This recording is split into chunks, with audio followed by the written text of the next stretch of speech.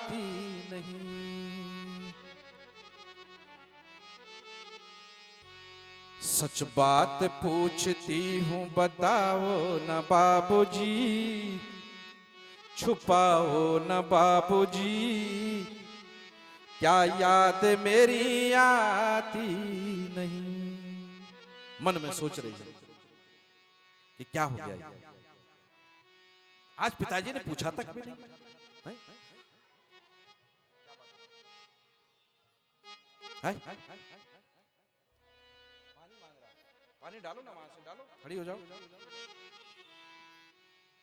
सुखदेव जी पानी मांग रहे हैं। आज पिताजी ने पूछा तक नहीं। इधर स्थान भी नहीं देखा और मां जो है क्रोधित हो गई। क्रोधित होकर के मां भगवती उत्तर दिशा की ओर गई हैं और उत्तर दिशा की ओर जाकर के माता ने योग अग्नि के द्वारा अपने शरीर को जो है भस्म कर दिया। योग के बल पर वहां हाहाकार मचने लगा। देवर्षि नारद जी ने जब इस दृश्य को देखा तो तुरंत भगवान भोलेनाथ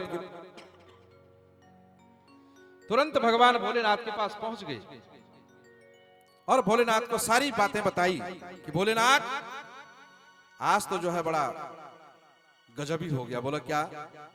बोला मां तो गई, मां तो जो है शरीर छोड़ दिया। भगवान भोलेनाथ कहते हैं तो इसलिए तो मैंने धर्म को साथ भेजा था। अंत समय में कुछ साथ नहीं जाता है, न तो उसकी तृष्णा रहनी थी, इसलिए संग में जो है मैंने ये धर्म को भेज दिया था। चली गई तो अब जाओ। क्रोधित हो गई, गुस्से में जो है अपनी जटाओं का एक बाल खींचा। वीरभद्र जी जो है वहां पर प्रकट हो गए। वीरभद्र को कहा जाओ दक्ष के यज्ञ का जो है विध्वंस करो। दक्ष जी गए हैं, वहां गए।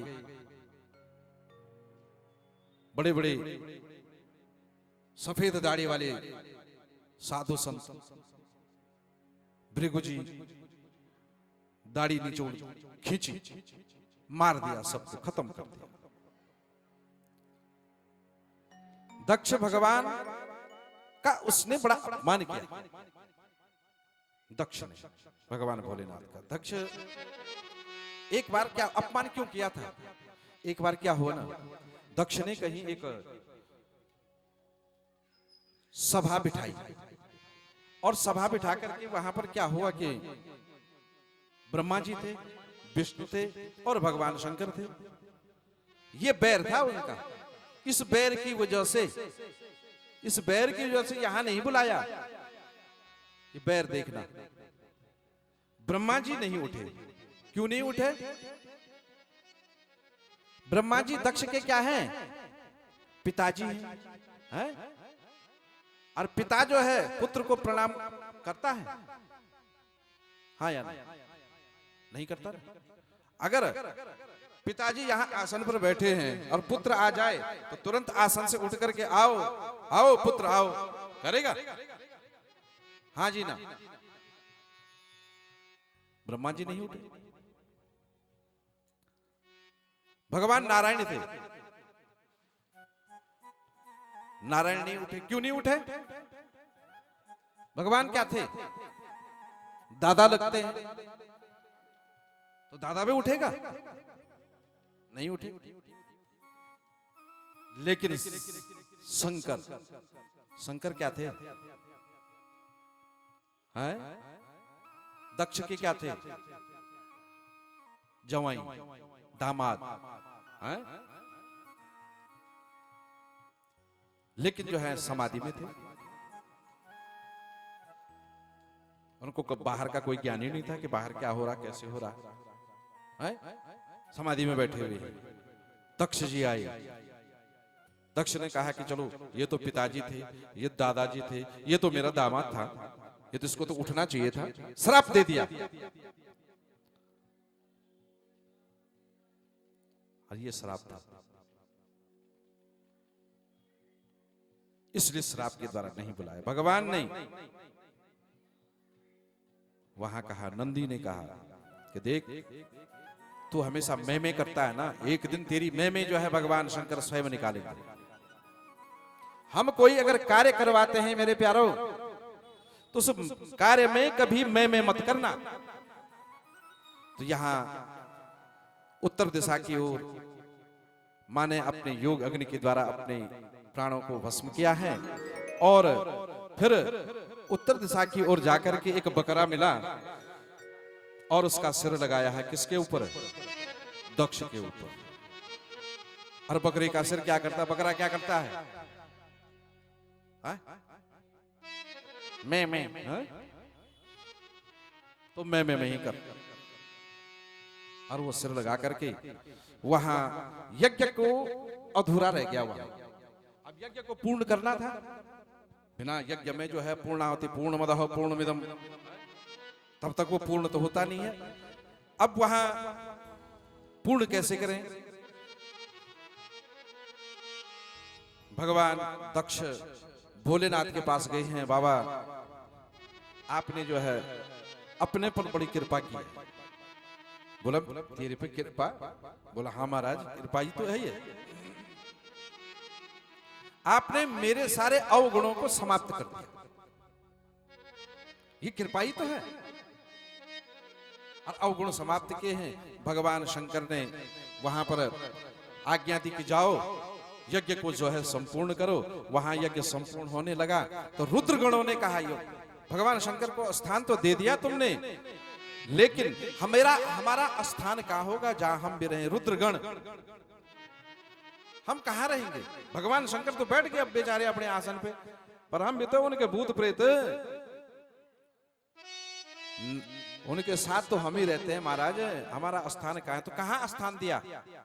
जहां हम लोग जो है कभी यज्ञ करते हैं ना, हवन इत्यादि करते हैं, और हवन करते हुए जो हवन की सामग्री अग्नि में जाती है वह तो जो है भगवान की होती है, और जो अग्नि कुंड के जो बाहर आ गई गिर गई वह जो है भगवान शंकर के रुद्रगणों की होती है। तो कहा कि जाओ रुद्रगणों, कहीं भी यज्ञ होगा, यज्ञ में जो आहुति डाली जाएगी उस यज्ञ में वो आहुतियां जो हैं जो अग्नि कुंड में जाएंगी वो हमारी, जो बाहर जाएंगी वो हमेशा जो है तुम्हारी होंगी। रुद्रगण भी जो है बड़ी प्रसन्न हो गई। और सती भगवान शंकर ने कहा कि मां सती तू जो है वरदान मांग ले, कुछ मांग। क्या मांगती है? मैं तेरे को फिर जो है दक्ष के घर में जो हूं जन्म दिला दूं, बोल क्या चाहिए? तो कहने लगी कि प्रभु दक्ष के घर में तुम मुझे जो है पत्थर बना देना, पर मुझे दक्ष के घर में जन्म मत देना, मैं दक्ष के घर में नहीं। तो भगवान ने हिमालय के घर में जो है मां भगवती सती को जो है दोबारा जो है जन्म दिया, और हिमालय के घर में जन्म देने से मां भगवती का नाम पड़ गया पार्वती। बोल पार्वती मैया की जय। इस प्रकार से यहां भगवान शंकर ने यज्ञ को पूर्ण किया, सबकी मनोकामनाओं को पूर्ण किया है। आगे कथा आती है, मनु वंश का वर्णन हुआ है। स्वयंभू मनु, प्रियव्रत का विवाह नहीं था क्योंकि दो भाई हैं, प्रियव्रत और उत्तानपाद। प्रियव्रत का विवाह नहीं है। उत्तानपाद की दो पत्नियां हैं, सुनीति और सुरुचि। सुनीति नीति के अनुसार चलना, सुरुचि अपनी रुचि के अनुसार चलना। रुचि के अनुसार चलोगे तो कोई काम नहीं होगा, रुचि हमारी अपनी है। मेरा मन पानी, मेरी रुचि है। और नीति के अनुसार यहां जो राजा हैं सुरुचि, सुनीति से कोई संतान नहीं है उत्तानपाद, ऊंची प्रतिष्ठा वाला। ऊंची प्रतिष्ठा किसको का, उत्तानपाद का अर्थ क्या है? ऊंची प्रतिष्ठा यानी जब हम किसी अपने गुरु को प्रणाम करें और नीचे लेट करके प्रणाम करते तो पैर हमारे क्या हो जाते हैं? उल्टे होते हैं। होते ही नहीं होते हैं? जब हम धरती पर लेटते हैं और प्रणाम करते हैं तो पैर क्या होते हैं? उत्तानपाद, ऊंची प्रतिष्ठा वाला। ऊंची प्रतिष्ठा वाला उसको कहा गया उत्तानपाद। यहां उत्तानपाद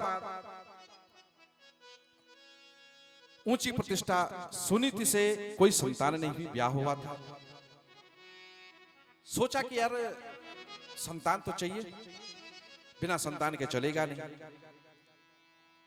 शादी करने से पहले विचार विमर्श तो किया नहीं आपस में, तो यहां उन्होंने दूसरे विवाह के लिए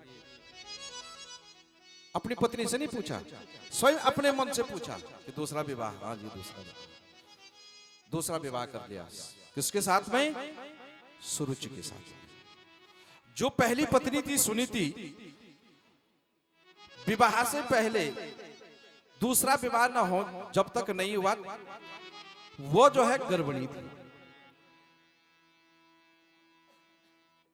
उसके पेट में जो है बच्चा था जिसका नाम था ध्रुव। और यहां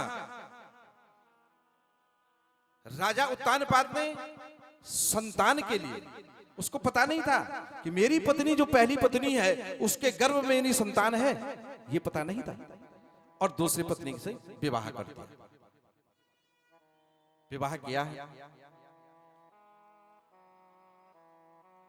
समय आया, समय आते ही सुरुचि का पुत्र हुआ, सुनीति का पुत्र हुआ।